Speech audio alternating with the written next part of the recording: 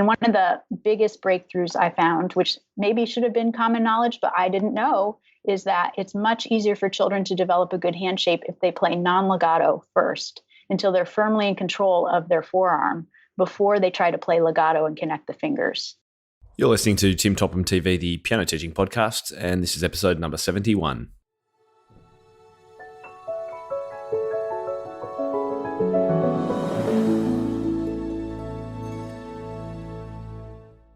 Hi everyone, and welcome back to another episode of Tim Topham TV. I'm very glad that you've got me in your earbuds, wherever you are around the world, and whatever you're doing, thank you very much. You're in the right place if you're looking to improve your piano teaching, to get a little bit more creative, to find out what is going on around the world with all the best and new ideas. This is the place to be. So thank you very much for joining me today. And I know you're going to love the interview that I've got planned. And it is with the creators of Piano Safari, which is a new method that has just been gaining a whole lot of popularity in the last few years, although they've been developing it for some time now. And the two guests today I have with me are Dr. Julie Knerr and Katherine Fisher, the two people who are behind Piano Safari. Now, I don't know about you, but I've spent a lot of my time piano teaching, searching for methods that really suit my beliefs about pedagogy and the ways I work and the music that I like and all those kind of things. Perhaps not. Perhaps you've been very happy with the method that you've got. Maybe you're on the other side of the fence. But I've searched around for a long time for something that I'm really, really 100% happy with. And I have found that in Piano Safari. And I've recently started exploring it with some students and had some huge successes and great wins. And we're going to talk about why that is the case very, very soon in this interview. Now, we've also got a very special offer for you. Julie and Katie have put together a 15% discount for listeners of the podcast if you are interested in grabbing some of their materials, and I would highly recommend you do so. Then you can just jump online and grab a discount very easily. To find out the information, what the dates are, and the coupon code you need, all you need to do is head to timtopham.com/episode 71.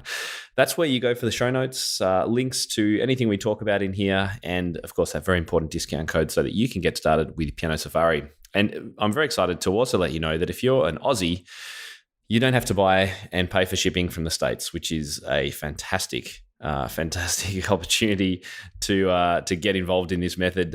There is a local distributor here in Melbourne. It's being printed in Australia, and you can grab a copy for a very, very reasonable price, particularly with the discount. How good's that?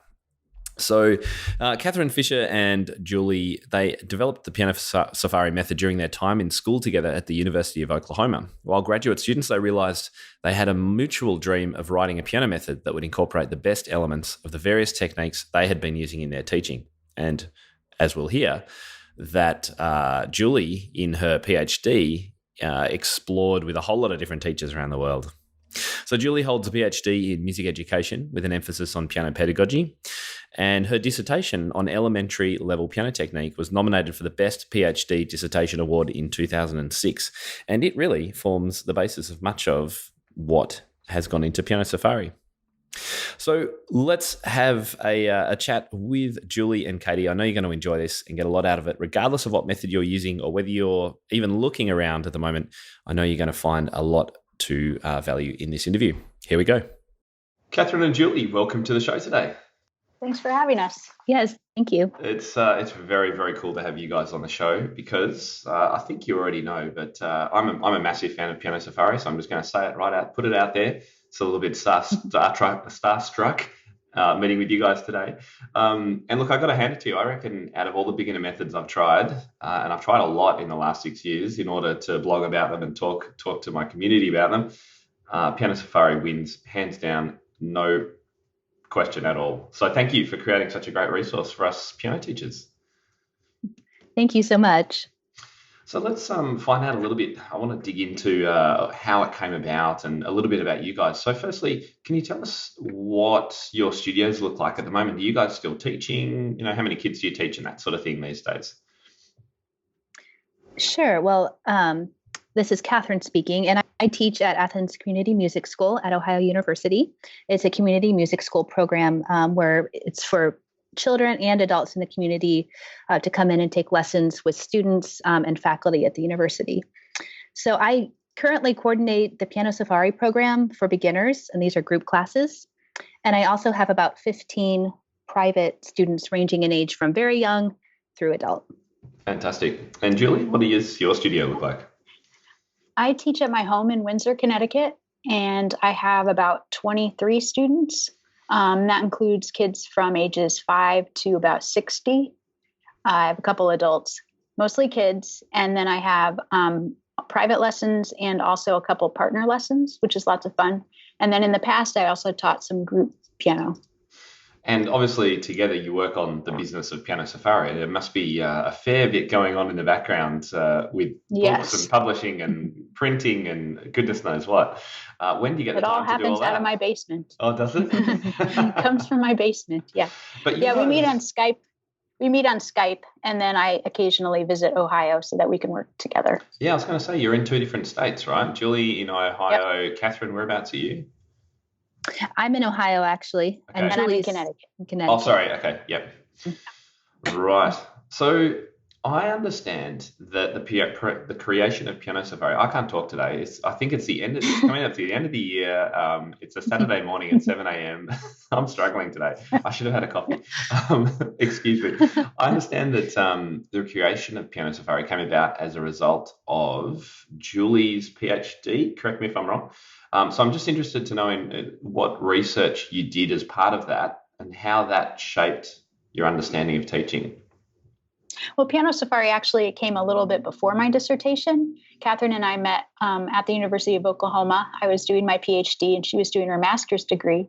And we met in pedagogy class and both realized that we had always wanted to write a method, which seems a little strange, but that had been one of our dreams. And we found out that we had very similar philosophies and had tried many different methods in our own teaching. And so we just started sketching things out. And then when I went to do my dissertation, I wanted to do something practical.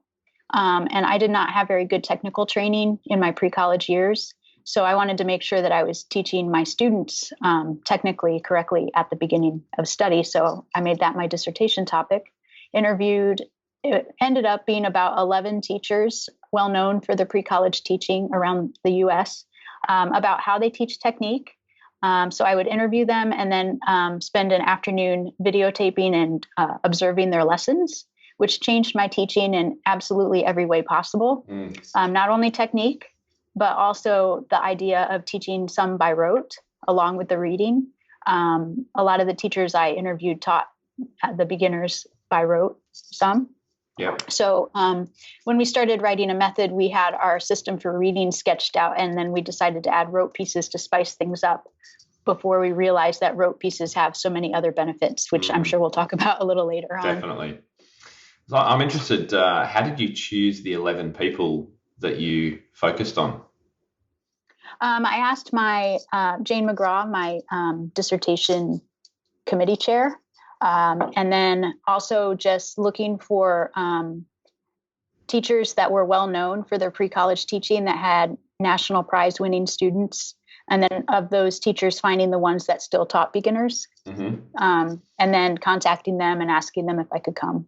And by pre-college, just so people around the world understand, that means school age or younger. Is that what you mean by that? Yeah, before you go to college. Before you go, which is university, right? Right, yeah. Right. So like 17 and younger. Yes. Okay. Cool. But you're obviously most focused on people that were actually, although they were teaching high level and very experienced, they were still teaching the very beginners. Right. That's what I was looking for. Yeah. And can you name a couple of those people that we might have heard of? Yeah, they came from lots of different technical schools of thought as well, which is something also I was looking for. So I met Ella Karasik in Cleveland, Ohio, Nina Polanski in Columbus, also Mary Craig Powell in Columbus, Ohio, and she's a Suzuki teacher. And then John Weems and Tu Carey in Houston, who are more Taubman kind of teachers, and Marvin Blickenstaff, who uses his own kind of system. Yeah. Yep. So lots of different teachers like that. Suzanne Guy. I have a list. I'm sure I'm leaving some out. No, that's okay. Kind of a long time ago right now. But it really goes now that I know that, it makes so much more sense about how you see these kind of elements of Kadai. You see elements of Suzuki in the rote. Bits and pieces of everything have been mixed together, and I think that's the strength of Piano Safari, Right. because there are so many Carolyn approaches. Schock. Yeah, I wanted to mention Carolyn Schock in Denver.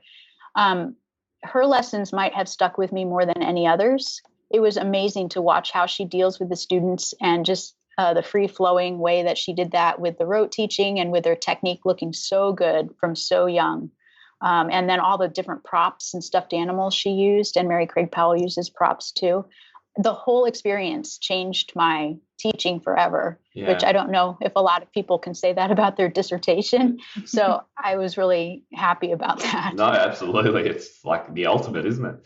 And did you have much pushback from teachers going, oh, hey, I don't know about having people record and sit in my piano lessons? Well, I think I only contacted a couple teachers that said they didn't really want to participate. Mm-hmm. But I really didn't get much of that. They were happy to have me, and they were really welcoming, and that's so good. It was great. Yep. And this wouldn't be the method that it is now had they not said yes, I'm sure. So it's great, isn't it? Well, I know when I have teachers observe me, I always teach better anyway. Yeah. So it's kind of nice to have observers. That's true. Even having parents watching, I think, can sharpen you up a little bit. Yeah. Yeah. Katherine, I'm interested to know, you've decided quite early on to start a method, which I didn't know this is the order of how it all came together. I mean, it's a very busy market to be entering. There are massive publishing companies behind some very, very big methods. Did you ever kind of wonder whether you were both a little bit crazy to try and do this at the beginning? Oh, we definitely did. We really started it just because we love pedagogy, and we loved debating pedagogical topics, and we wanted to improve our own teaching by creating something we could use with our students. So that's really where it grew out of, not so much we're going to write this method and get it published. And that wasn't our main goal when we began writing it. So got it. As Piano Safari has gained in popularity recently, we're just so thankful and excited about that. Yeah. So we can share our work with others. Yes. It was great to see you guys present too at MTNA. I think that was another reason that I had to get in touch with you guys, because I saw you in action. Then I tried it out with one of my students, had great fun. So it's really, really exciting to explore it. So let's dive in a little bit deeper now. One of the things I really love about the method is this connection you make between animals and technical maneuvers at the piano, because it really works with kids. They kind of get it and they can remember things. So I'm interested to know how you came up with it, and maybe you could give us a couple of examples for teachers that aren't familiar with how you approach this. Sure. So that's the part that came most directly out of my dissertation research, because of the teachers that I interviewed with their various technical backgrounds. I boiled that all down to the commonalities among all the teachers. And then there were a certain set of motions, or what you call technical maneuvers. I like that word, maneuvers, that pretty much all the teachers used with their beginners. So we turned into the 7 animal techniques, because, for instance, one of the first technique exercise is an arm drop, just to help the student find their arm weight. But it's much more fun to call it the lion paw than the arm drop. Yeah. And then once we started calling it the lion paw, then we're like, well, we should get a stuffed animal that has a floppy arm. And so then we use the stuffed animals with the really little kids to explain, this lion has a floppy arm. Is your arm floppy? Can you flop it on the piano and wake the lion up? And I make the lion like really scared when they do a good drop on the piano, and they just laugh and laugh. I mean, it works with all ages. You just have to use the animal with the kids that it's going to work best with. And then another interesting exercise was the Zechariah zebra one, which sounds like, has that rhythm. And that was a mystery to me, because in my original research study with 4 teachers, before I did the extra 7 or whatever later, 3 out of the 4 teachers used that exercise. And I had never thought of Really? doing something like that before. All Mary right. Craig Powell, Carolyn Schock, and Marvin Blickenstaff. And they all had different names for it. Mississippi Hop Frog, Colorado Mountain, Ebenezer Sneezer, but it's all the same rhythm. Yeah. And they played it, on one note. And so I asked Mary Craig Powell, I'm like, why do you do this weird violin Suzuki thing? And she said that the reason is it helps them develop a loose arm to play repeated notes fast. You have to have a loose arm to be able to do that.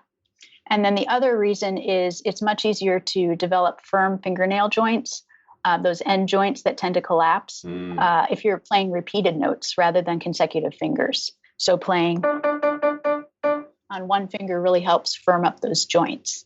So that was just a revelation to me. I had no idea. And then we work on it one finger at a time so that they know how to play each finger individually. So the thumb is up on its corner playing. Finger 2 and 3 are the easiest fingers. Finger 4 needs to stand a little bit taller so that the elbow doesn't pull it back. And then finger 5 plays on its outside corner. And gradually the kids will develop their hand shape on each finger like that.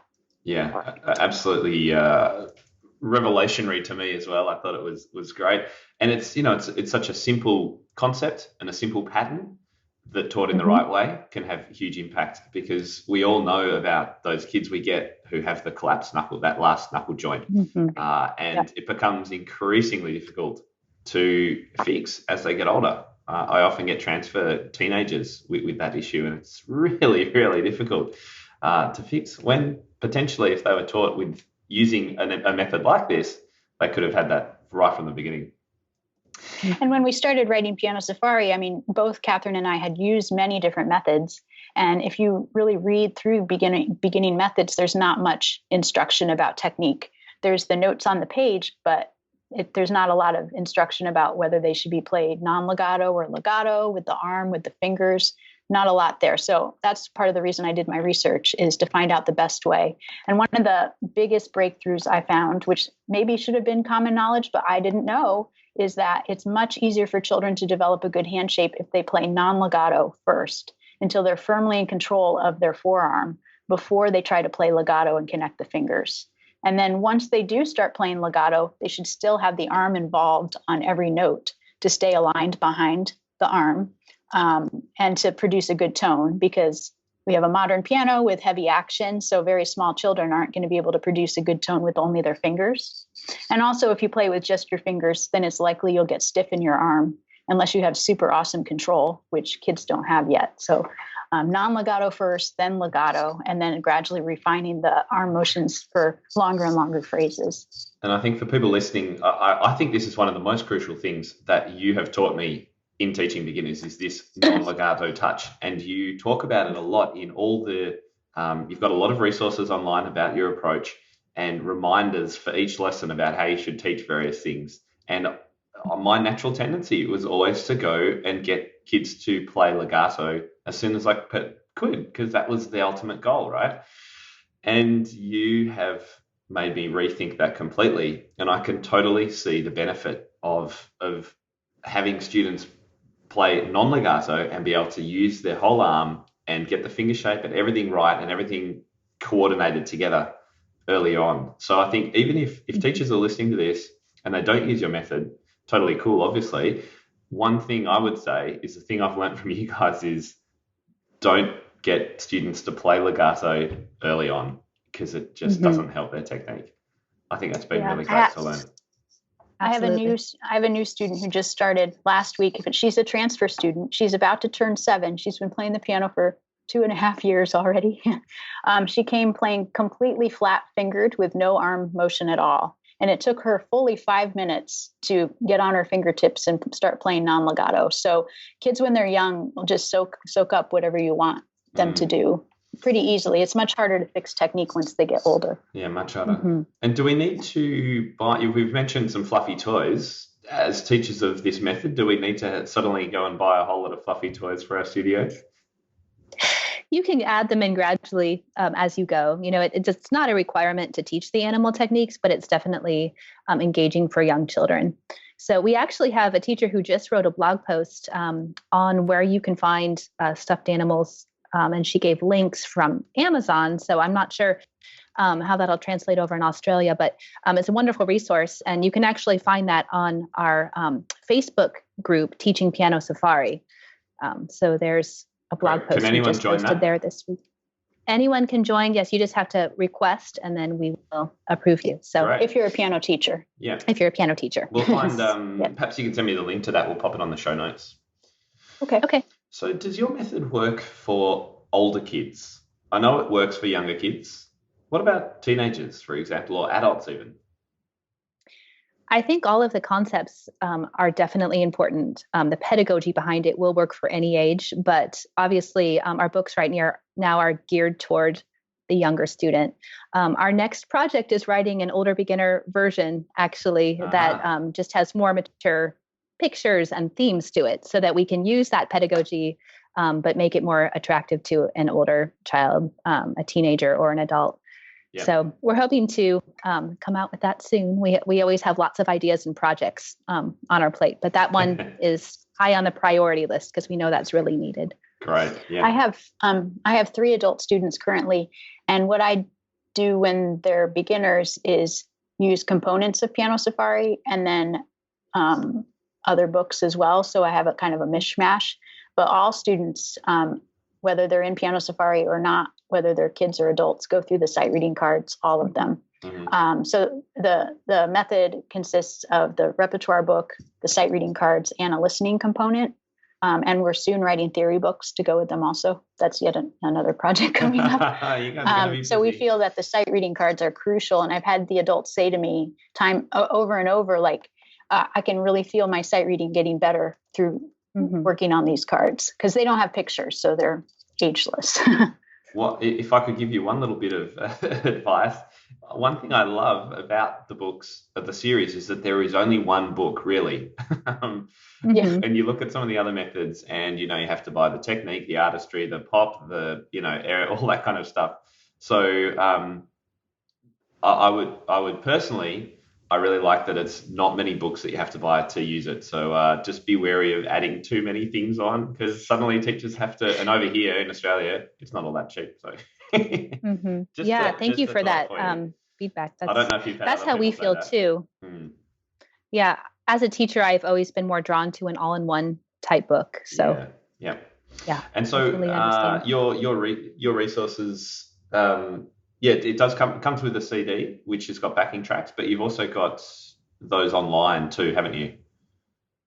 I think, is that right? Well, our CD, yes. So our CD, it comes digitally, and in the US, you can get a hard copy, but we're trying to move to all digital. At any rate, the CD has the performances of the rote pieces and the technique exercises. So anything that's not learned from notation is on the CD.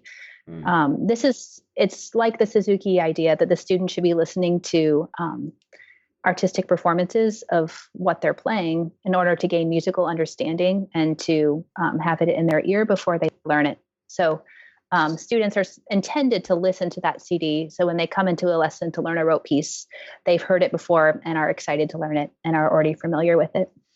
Well, Katherine, that's a brilliant segue into the rote teaching, which I wanted to ask you about. Yes. Why is this so important in the early days of teaching? Yes. So I think Julie mentioned earlier, we have been discovering more and more of the benefits over the years that we've been teaching by rote. So first of all, I just want to define what we mean by it because I feel like it's a controversial topic in terms of people misunderstand the word. No, that's a good idea. Somewhat. So we've always defined it as a systematic introduction of musical and artistic concepts that are best introduced by modeling rather than from a notated score. And the word systematic here is very important because good rote teaching shouldn't be haphazard or just, picking something randomly to teach by rote. We always have a purpose behind what we are teaching by rote, either to develop the student's technique, artistry, or understanding of patterns. So there has to be a plan behind it. Some things that rote teaching will enhance. One big one is motivation. Rote pieces provide students with musically interesting pieces to play right from the beginning. So we've all had that experience of a young student coming into the lesson for the first time, and they're just excited about playing the piano. So we want to reward that enthusiasm by, not just pulling out a book and saying, this is what, middle C looks like, but by actually teaching them a piece that they can go home and share with their family right from the start. So another benefit would be concentration. Our rote pieces are often much longer than the traditional method book reading piece it's usually about 8 measures, I'd say, right? An early level reading piece. Some of our earliest rote pieces, such as I Love Coffee, are very long for a young beginner. I Love Coffee is in 6 variations. So we work with our young students to be able to play all 6 variations in order without losing their concentration in the middle and being able to perform that. And so that's just one small example of how it can develop concentration in a young student. Just moving on. Another thing that rote teaching can enhance is technique. Rote pieces enable students to take their eyes away from the score and focus their full visual attention on what they're doing technically. And then on the other side of that is what they're listening to, their artistry. A teacher can model and the student can copy the sound, which requires intense listening. It really does help the students connect with the music rather than the reading, and it's so important in those early days. And my little student who I tried out your method on, Josh, at my school, he loved the I Love Coffee piece. And we played it so many times, and he eventually did it for a school assembly, and everyone loved it, and it was just great. And it's long enough that a beginner student can perform it, which is pretty rare. And everyone knows it's, for those of you who don't know it, it's a fairly well-known variations on a well-known theme. It was great fun to teach as a teacher, just to get away from the music reading and just have fun with the student. I really enjoyed it. So I think that is such a great part of your method, these rote pieces. Well, thank you. Yes. I agree. It's so much fun to teach these, and students, they just have so much enthusiasm for them. Several of the beginning rote pieces, I Love Coffee and Hungry Herbie Hippo, since there are different variations and different transpositions, in the case of Herbie Hippo, I've done these with my group classes as ensembles. And those are always a big recital hit, especially for each student to take a variation or a different key. And we go through and we cycle through and play those too. So, and how important for you is helping students understand the concept of transposition? Because there's a little bit of that goes on early on too. Mm-hmm. Right. The piece I just mentioned, Hungry Herbie Hippo, they learn that in 5 different keys. So, and that's going to be a bit just right from the start, some teachers to hear that. Right. And of course, at this point, this is from their first lesson. So they're not understanding key signatures or exactly what they're doing, but they know they can play it in 5 different starting locations on the piano, which is another benefit of rote teaching. They're learning the keyboard geography that way, and just being able to get around the keyboard and use more of the range of the keyboard than just a very limited position like an early level reading piece would require. So. Yeah, and you guys use the whole piano all the time. Top, bottom, it's all over the place, which is great. And the rote pieces are specially composed to capitalize on those keyboard patterns. So we don't just pick any piece to be a rote piece. It's specifically a set of white and black key patterns so that they become familiar with the keyboard geography. And I think that also helps their transposition too, because they play around with those pieces, starting on different keys, and figure out what works with the different pieces. Do you think we're finally getting to a point with piano teachers and pedagogy where the concept of rote teaching is becoming an accepted way to teach?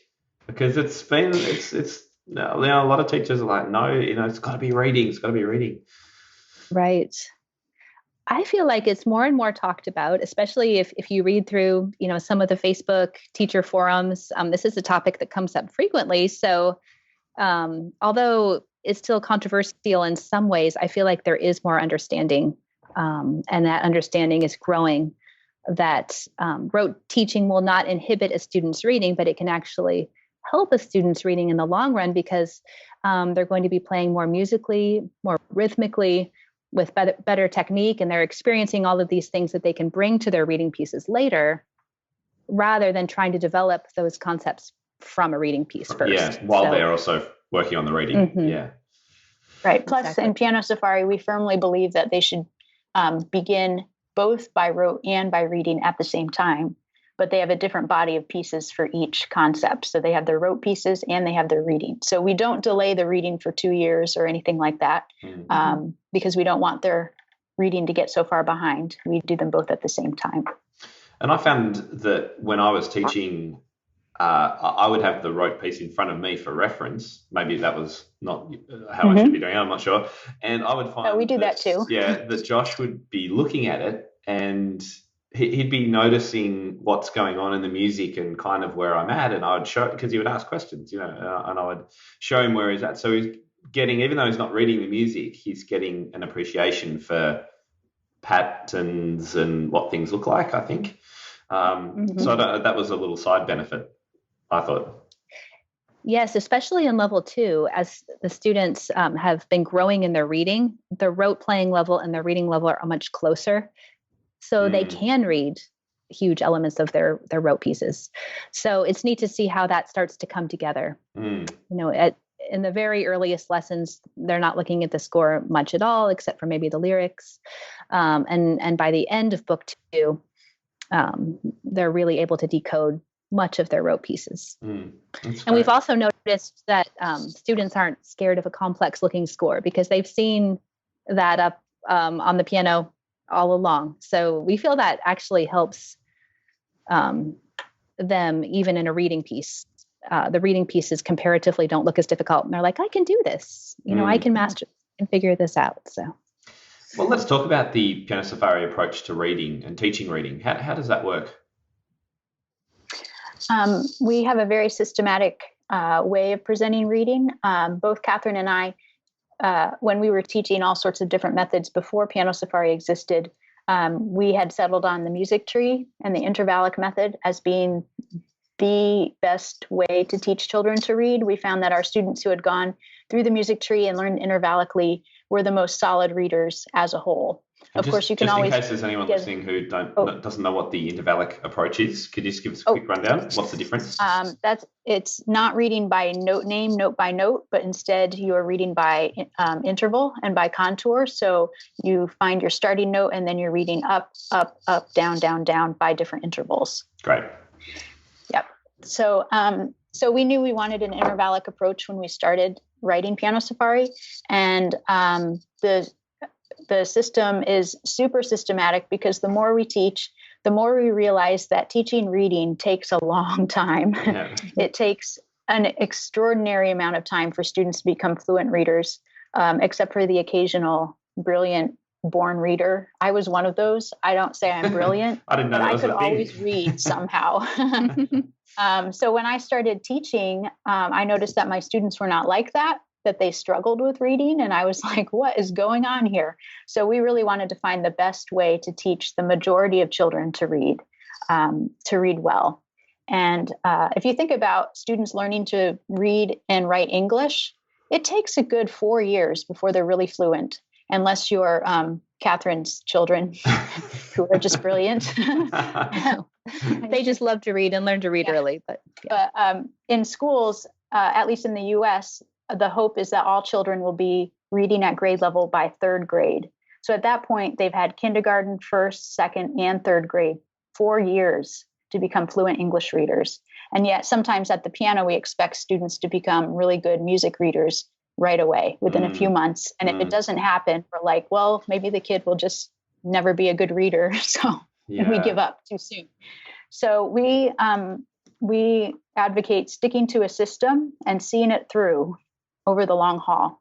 And our system, we start pre-staff with finger numbers, because we really feel it's important for children to learn their finger numbers and to realize that finger 2s are your index fingers, even though they're on opposite sides of the hand, which takes a little bit of convincing for some of the kids.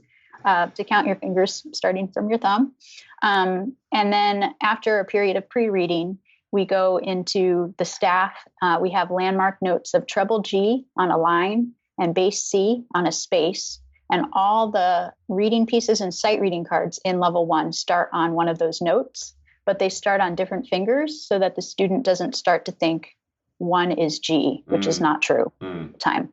And then we start with seconds and unisons, and we have them with a colored pencil mark the unisons. And you would be surprised when they're first starting to read at how long it takes for them to find the unisons or sames and mark them. Like, it's easy for us, but it's not easy for them. So we find that marking the intervals really helps them analyze each piece and card before they try to play it. And then they just read from G up, up, down, down, whatever the direction is. And then in the next unit, so they have an entire unit of just seconds, and then an entire unit of just reading thirds. And we do this because we feel that a lot of methods will combine the two too soon. So a method might have a few pages of seconds, a few pages of thirds, some note names thrown in there, and then throw it all together and hope that they get it, which they often don't. So we have an extended period of seconds, an extended period of thirds before we finally combine the intervals. And then in book 2, we add fifths and then fourths. Fourths are the hardest to read, which is why we save them for last. And then in book 3, we move into a more multi-key approach where they're learning their scales, chord progressions, chord inversions, and accompaniment patterns like Alberti bass. So they're finding patterns, which they've been trained to do all along because their rote pieces are all made of patterns. So they're used to the idea that music is patterns. And then we also introduce note names on the grand staff at the beginning of book 2, because of course they also need to know their note names. So they're reading mostly by interval, and then they start getting faster at recognizing their note names so that by level 3, they're able to put it all together with chord progressions and read with patterns, note names, and intervals all at the same time. So that's the short. Yeah. We should also say in book 2, they don't always begin on the landmark notes anymore. We also move away from that. So after they've learned how to find all of the notes on the grand staff, then they're playing in a variety of keys. And also, I have written a 6 or 7 part blog series on reading, which we're in the middle of releasing each part. So I think we've released parts 1, 2, and 3 on our blog that explains this concept of reading more thoroughly. Great. Well, definitely let's get some links for that to share with everyone as well. How did you choose those 2 landmark notes, and why didn't you choose, for example, middle C or bass F and treble G, for example? There was a very specific reason for that. So if you think about the treble clef G and the bass clef C, they're both basically central to the staff. So we could start on a variety of finger numbers and avoid too many ledger line notes. So that was one reason. But the other very important reason is that in our unit with all thirds, we had to have students see that the notes can move thirds, go from a line to a line or a space to a space. So if we had chosen all line landmarks, middle C, treble G, and bass F, for example, they would have only seen thirds going from line to line. Very good. So they're not going to find, teachers won't find any every good boy deserves thingy and those kind of explanations in your books? No, at the beginning of book 2, we have our system for teaching note names on the staff, which combines the bass and treble staff. So students learn their skips alphabet, which is thirds on the piano all the way up, F, A, C, E, G, B, D.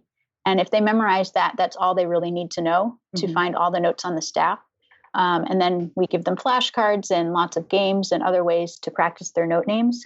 There is a video explaining that whole thing, which we'll send you so that you can maybe put that on the show notes also. Great. This is going to be an epic show notes page, I can tell. Well, one of the other benefits of your approach is the online resources. You guys have put so much time and effort into creating resources for teachers and parents, for that matter, and the students themselves online. And I think this is invaluable for beginners because we expect them to do so much at home.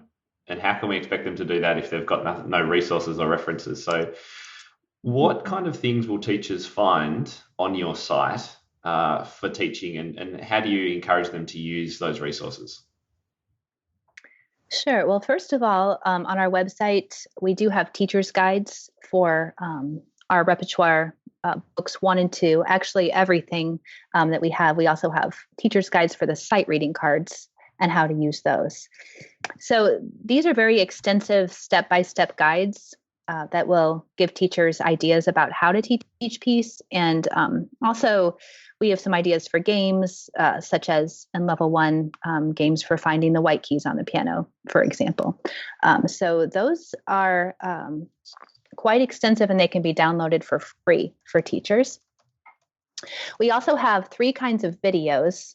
So the first kind is the reminder video, and these are for all of the rote pieces and technical exercises. So this is more of a resource for the student and parent.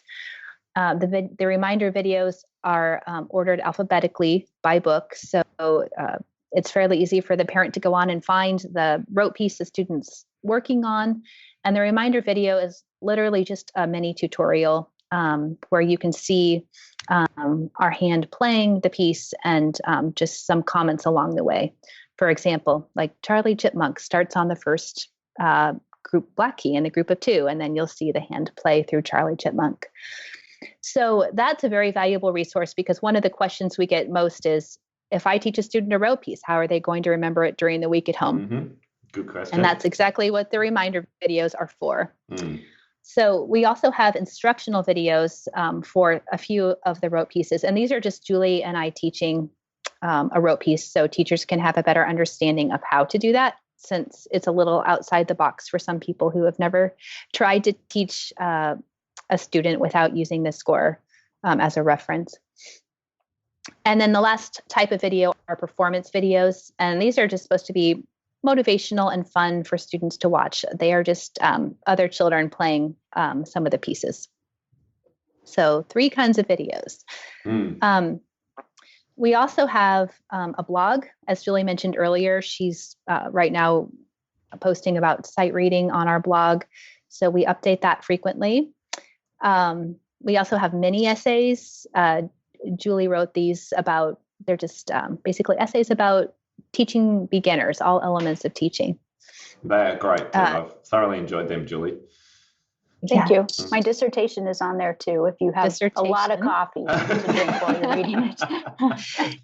It's a nearly 1,000-page dissertation, so we should just warn everyone right now. I've always had the best intentions of reading people's PhDs, but I never get much further than the abstract.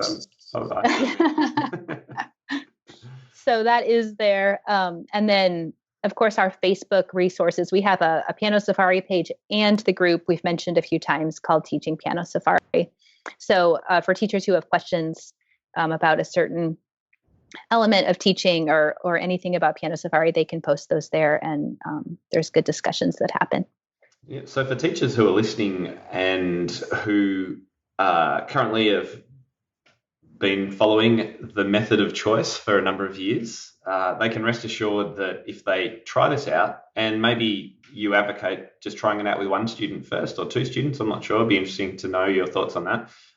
They can rest assured that there is a lot of resources online to help. Literally in level 1 at least, and perhaps for further, I found that I could find an instructional sheet, almost a lesson plan, for each piece that I was needing to teach, and your techniques and ideas, how to do it, remember to not teach legato this, and all that kind of stuff. I thought that was phenomenal.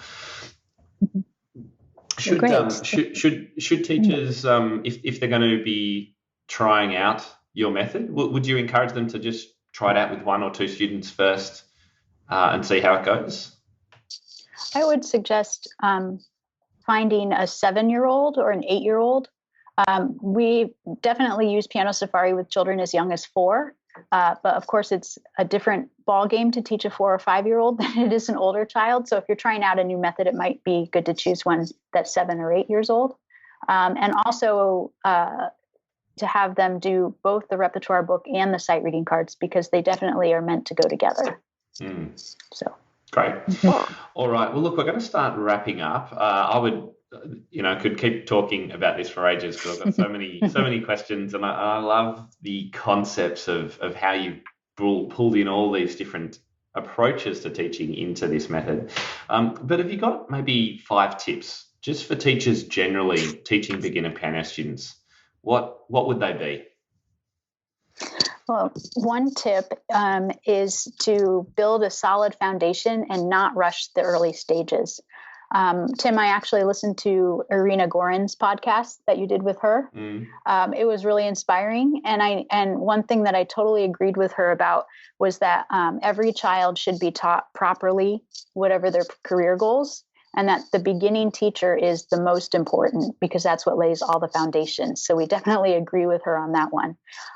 John Weems, who was in my dissertation research, he had this great analogy about a rubber band. He said that he holds the students back at the beginning until all their technique is perfect and all the foundations are there. And after he holds them back in the beginning stages, he lets the rubber band go. And then suddenly, as he said, they're playing Prokofiev sonatas. So I'm sure there's some in the middle there, but I really found that revolutionary, that you should not rush the beginning stages, but make sure you get it right for every kid. And then they can just snowball and progress. And we've seen that with Piano Safari too, especially if they start young. It might take them quite a while to get through level 1 and then level 2. But by the time they get to level 3, they're just sailing through super fast because all the foundations have been set. So building a solid foundation and not rushing the early stages is one tip. Great. And another one we have is that technical training should be one of the most important components of beginning lessons. I've spoken with many teachers over the years, and sometimes you'll find the philosophy that they don't work on a student's technique or hand position too much or worry about it too much in the beginning, feeling that it'll work itself out. Or that the student will somehow, find the best way to play for them. But Julie and I very much feel that we want to train them to play properly from the beginning so they don't form bad habits that are, as we've said earlier, harder to undo later. Absolutely. Another tip is that students need much more repetition than we might think, especially in the realm of reading. As I said before, it takes quite a long time for them to become fluent readers. So we need to keep working on that week after week, month after month, year after year, until we see the fruit. Yeah, I liked your analogy to how long it takes a student to learn to read a book. English, right. 3 or 4 years, 4 years, and we do expect it so quickly. When it's so much, it's probably almost harder in music in some ways. So I think it is because it's in real time. Reading music is in real time, and it's not just coordinating your mouth, which you can do from a baby. It's coordinating 10 of these. Like it's crazy. Several really, different lines. What we asked them to do. It's complicated. Yeah, no, that's great. So I think that was tip number 3, was it? Yeah. Number 4 is to meet the children in a developmentally appropriate way for their age. So that's where the stuffed animals come in. So you would approach them in a playful way and make piano lessons joyful and playful. And I always know that I'm doing things right when the student will say to me, "Oh, can I play that again?" Or, "Oh, wait, I think I made a mistake. Can I try that again?" And I'm so happy to say, "Yes, you can." But from the beginning, I've trained them that piano is a joyful place. And I'm going to be strict, but we're going to have fun. So when I see them taking ownership for that when they're a little older, that is just great to see the progress. And it was a lot of fun watching you teach your students in your videos. So for those people listening, you'll be able to see actually Julie. I think, Katherine, do you have videos of your teaching on there as well? I can't remember. Some of the instructional videos, yes. Yeah. But certainly Julie teaching her little kids is just phenomenal. It's really inspiring. That little student is coming in 15 minutes for her lesson. It's B. We named her B. And there's 3 lessons of her on there. And then she told me one day, she said, "Zechariah Zebra does not like to be videotaped." And I'm like, okay, I get the message. She doesn't want to be videotaped for a while, but she's doing great. And those lessons are, of course, not perfect because children are not perfect and don't do things perfectly every time. But it was just a little picture into one student's training for a little bit. I found teachers, certainly in my community, they love watching other teachers teach. It's so fundamentally rewarding to see what other teachers are doing. If not for new ideas, just for backup that, we all make crazy mistakes, and we all Yeah. struggle sometimes, and that's all totally cool. That's part of being a teacher. Mm-hmm. And tip number number 5 is to be patient and enjoy the process. Be patient and enjoy Kind of the sums everything up, just that with students needing repetition and not to rush the early stages, and for teachers just to feel good about that if you're doing a thorough job and a careful job of working with your students, then you can just enjoy the process and let it happen and have fun with that. And they certainly will have fun with your method. So I encourage anyone to try it out. I've got no commissions from you or anything like that. It's purely I really love what you're doing. Thank you for your time today. Thank you for the efforts that you're putting into creating this brilliant method. And I hope other teachers try it out. Thank you. And in Australia, we recently got a distributor there. Rachel, it used to be that you had to pay exorbitant shipping costs from the US, but now you don't have to anymore because we are in country in Australia, shipping from Melbourne. So we're very happy about that. And does that mean on your website we can buy in Australian dollars, or is that US still? Yes. Aussie dollars, great. Australian dollars. Very, very cool. All right, that's another bonus for us over here.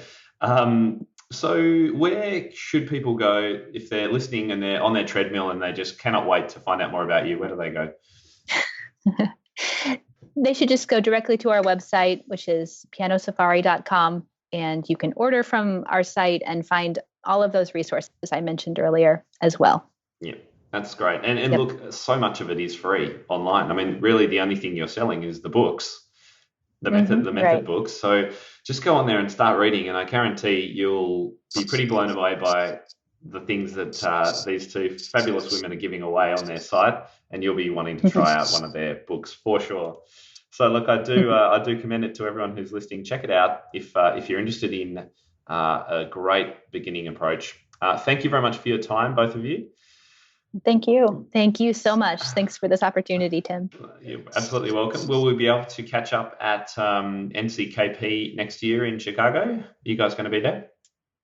We will. And we'll also be at MTNA in Baltimore. Fantastic. Great. Well, I won't be in Baltimore, but I'll definitely be in Chicago. So I look forward to, we can have a little hangout, maybe have another chat. That'd be great fun. Sounds Brilliant. good. All right, guys, I'll leave you to it. Thank you so much again for your time, and we'll speak to you soon. Sounds good. Thanks. Bye. Okay, bye.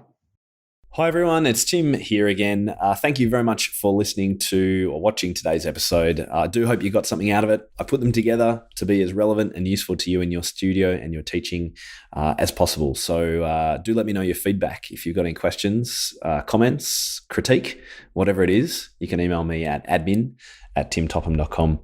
Now, before we go, I did want to mention a few little reminders. Firstly, if you're looking for transcripts of every episode from episode 50 onwards are available at the show notes page. And you can either view the transcript on screen or you can download a PDF that you can use to research and refer to. To find the show notes of any episode of Tim Topham TV, just type in timtopham.com/episode and then the number. So e.g. timtopham.com/episode 20. Now, as you may have heard, I am offering currently you guys, my loyal podcast listeners, some of the most dedicated teachers I know, a $100 discount off annual membership of my inner circle. The code you need to access that is TTTV podcast, all one word, and the place you're going to find out more about what you get for membership, the benefits, hear some testimonials of current members. The place you go is timtopham.com/community. Finally, if you have a suggestion for a guest, I would always love to hear about it. A lot of you guys have some fantastic connections. So if you're thinking of anyone that would be really cool to interview, please email me, admin@timtopham.com. We'll get to me, and I look forward to hearing from you, and we'll see you in the next episode. If the idea of a piano teachers community where you get to access the best educational resources, rub shoulders with expert teachers from around the world, and have immediate access to feedback for any of your questions, then Inner Circle membership is for you. The Inner Circle is my private community of piano teachers from across the globe who share a commitment to creating and delivering the most inspiring, modern and progressive learning experiences for their students. Membership is now open, so head to timtopham.com/community to find out more and get involved today. I can't wait to see you on the inside.